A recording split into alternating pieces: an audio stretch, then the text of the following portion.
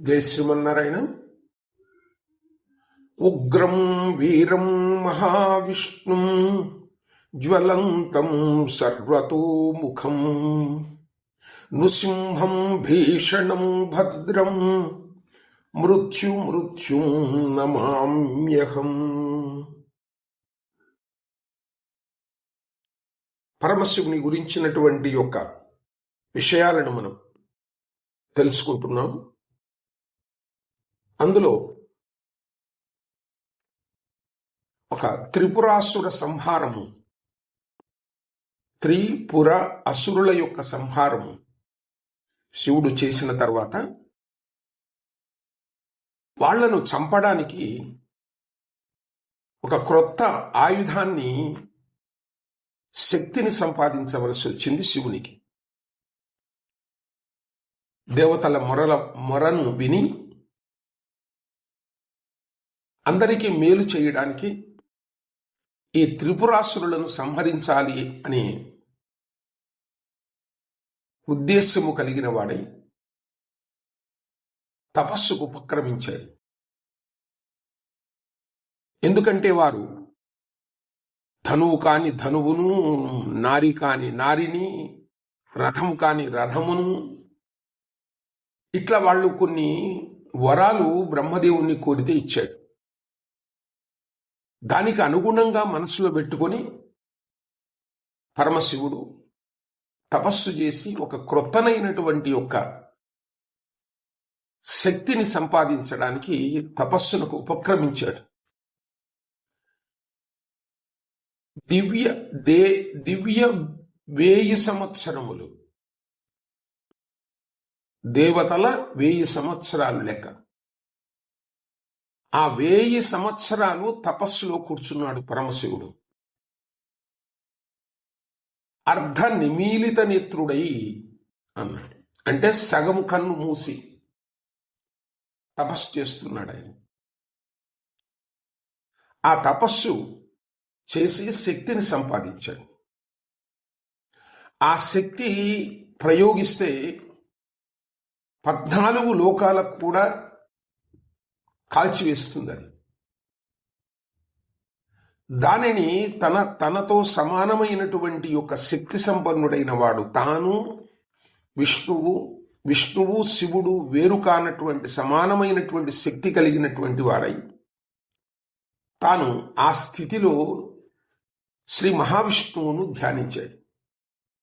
అప్పుడు ఆయన శివుని యొక్క ఎడమ వామ తొడ నుంచి ఉద్భవించాడు ఆయన.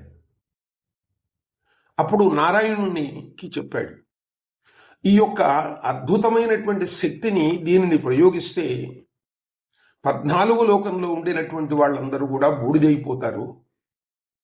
అందుకొరికే నేను స్మరించాను. ఈ యొక్క శక్తిని నీ యొక్క నారాయణులో నిక్షిప్తం చేశాను. దానిని నారాయణాస్త్రంగా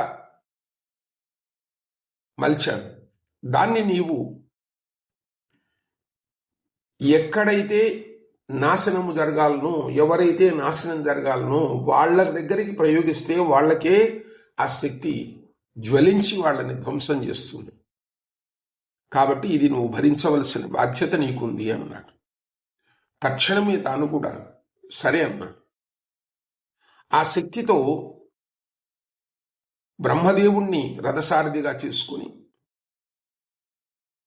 అప్పుడు తాను యుద్ధానికి పయనమై ఆ త్రిపురాసురులను సంహరిస్తాడు ఒకే ఆ శక్తి చేత.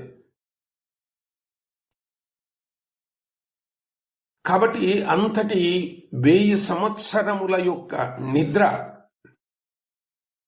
ఆ తన యొక్క కను రెప్పలపైన జాలి కలిగినటువంటి వాడై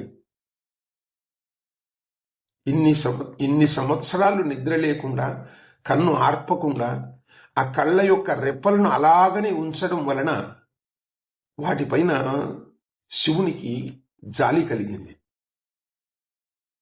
ఒక్కసారి ఆ కనులను మూయాలా అనిపించింది.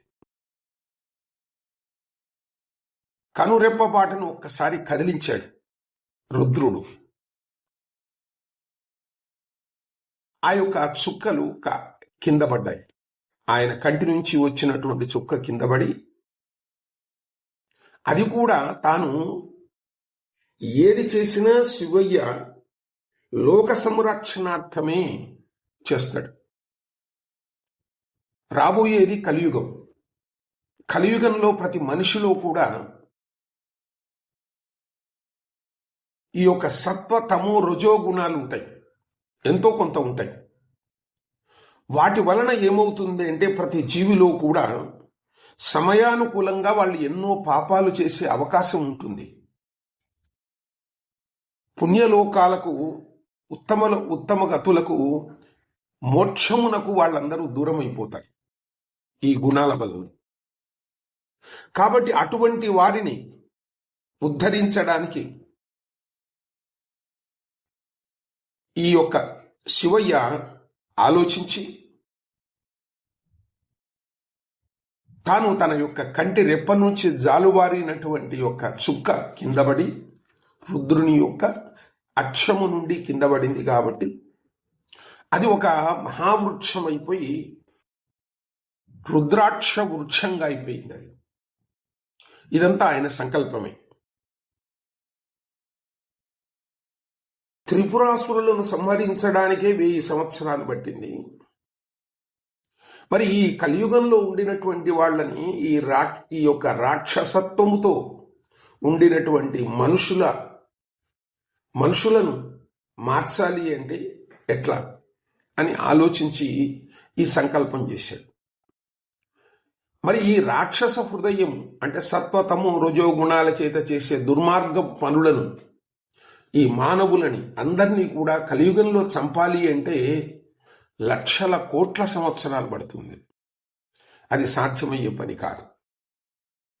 పోనీ ఈ మానవులందరూ కూడా తపస్సు చేసి శక్తిని సంపాదించుకుందాము అంటే అంత ఓపికలు కూడా ఈ కలియుగంలో ఉండవు, రాబో. కనుక ఏమిటి తరుణోపాయము ఏమిటి అని ఒక రెప్పపాటు కాలంలో తరుణోపాయాన్ని తాను మనసులో మెదిలింది తనకు.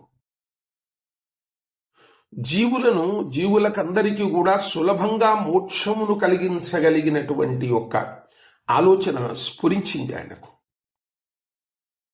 ఆనందముతో ఆ రుద్రుని మనస్సు స్పందించిందట ఒక్కసారి. దివ్య వర్ష సహస్రంతు చక్షుర్మీలితం మయా పశ్చాన్మాకులాక్షిప్యం పతితాజల బిందువః అన్నాడు. కాబట్టి తాను అంటే 1000 సంవత్సరాలు చేయడం వలన కలిగినటువంటి యొక్క ఆ కళ్ళకు ఉండినటువంటి రెప్పలు మార్చడం వలన ఆ బిందువులు కింద పడడం. తత్రాశ్రు బిందుతో జాతా మహారుద్రాక్ష వృక్షాః మయాజ్ఞయా మహాసేన సర్వేషాం హితకామ్యయః. కాబట్టి తనకు ఆ విధంగా కంటి నుంచి జాలువారి ఆ అక్షముల నుంచి జాలువారినటువంటి ఒక బిందువులు మహావృక్షమైపోయింది. రాలి భూమిపై పడి మహారుద్రాక్ష వృక్షముగా ఉద్భవించింది. ఒక్కసారి నా ఆజ్ఞానుసారమే ఇదంతా జరుగుతుంది. హితక్షేమము కోసం. ఎవరి హితము గురించి? జనుల యొక్క హితాన్ని గురించి, కలియుగంలో ఉండినటువంటి జనుల యొక్క హితాన్ని గురించి ఈ రుద్రాక్ష వృక్షం ఉద్భవించింది. శివుడు మరొక్కసారి ధ్యానంలో నిమగ్నుడైపోయి ఆ ధ్యాన ప్రభావము చేత ఆ ఆత్మశక్తి నుండి ఒక జ్యోతి స్వరూపముగా నా హృదయం నుంచి వచ్చి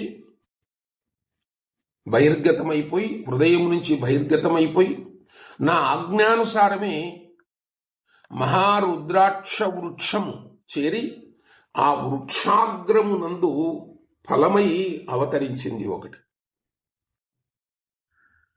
అంటే ఏదైనా శివుని యొక్క ఆజ్ఞ లేనిది జరగదు. శివుని ఆజ్ఞ లేనిది చీమైనా కుట్టదు అనేది ఒక సామెత.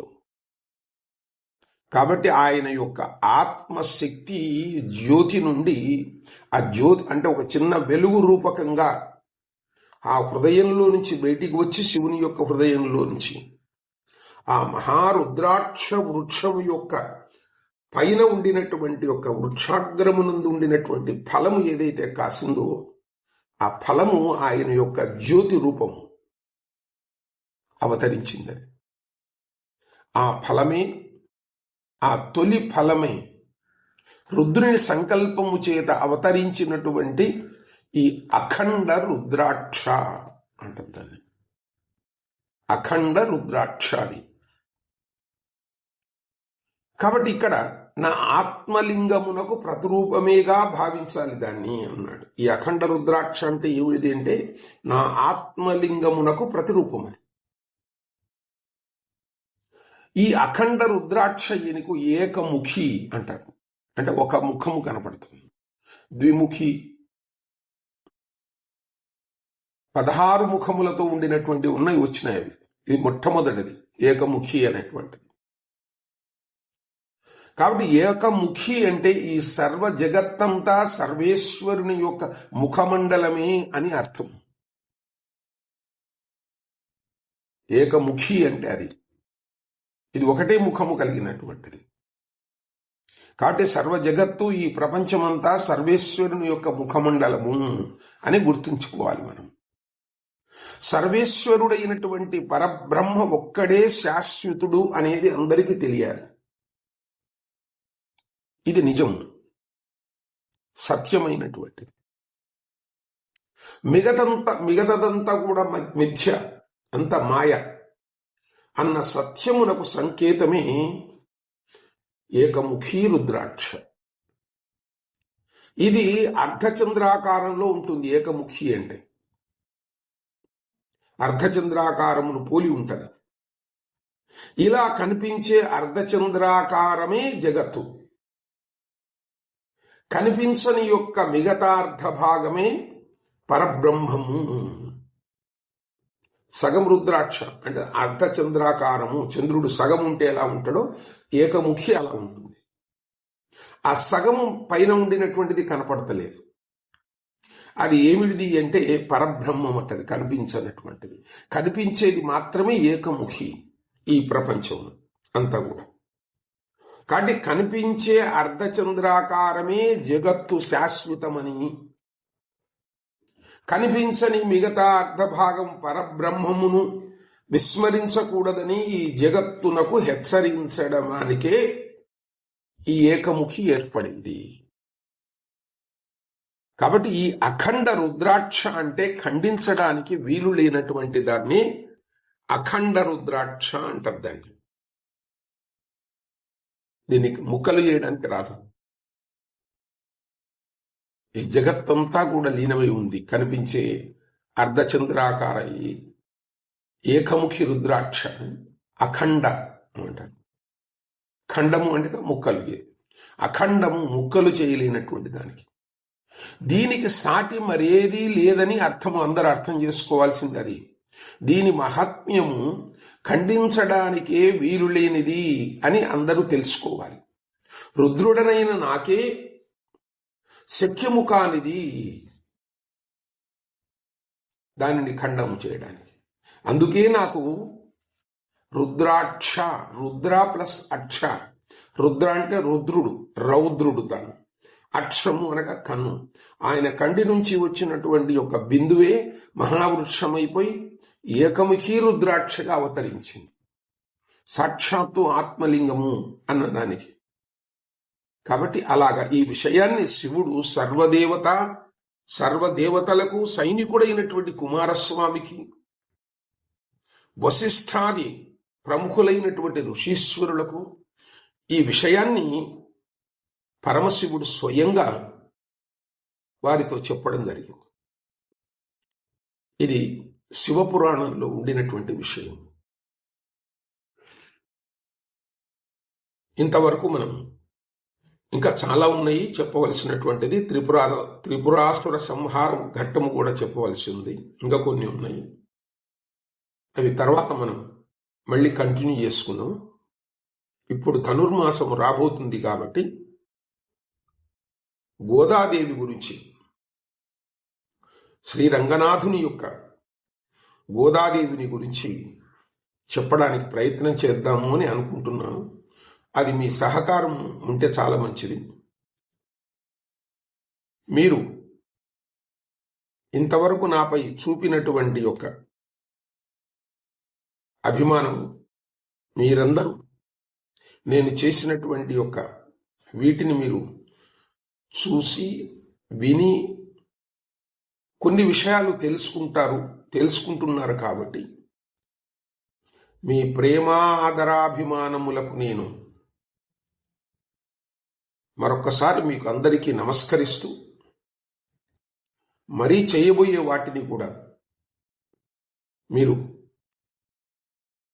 నాకు సహాయపడగలరు. సహాయము అంటే వినడమే సహాయం. చూసి వినడమే గొప్ప సహాయం. చాలామంది సబ్స్క్రైబ్ చేశారు, 100 దాటిపోయింది. ఇదంతా మీ అభిమానమే.